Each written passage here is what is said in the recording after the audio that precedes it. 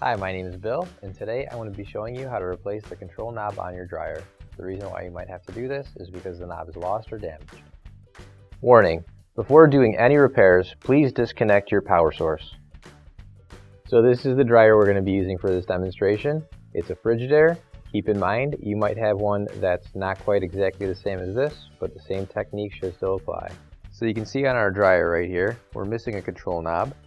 So what we have to do is we're going to grab our new OEM replacement control knob, and if you don't have one already, you can find one on our online store. So you can see right here on the back of our control knob, there's a small notch cut out right there. It doesn't have any particular shape or anything at all to it, but then where the knob is supposed to be mounted, we've got this piece right here, and that's got a D shape. So what you want to do is line up that notch that's cut out with that flat part of the D shape so that those go together. And the knob should push straight in. Then you can test it out and make sure it works properly. Just give it a couple spins around and your repair is complete. Finally, don't forget to plug in your appliance.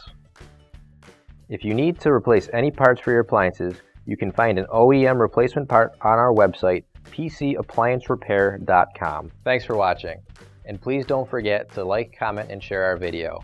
Also, don't forget to subscribe to our channel. Your support helps us make more videos just like these for you to watch for free.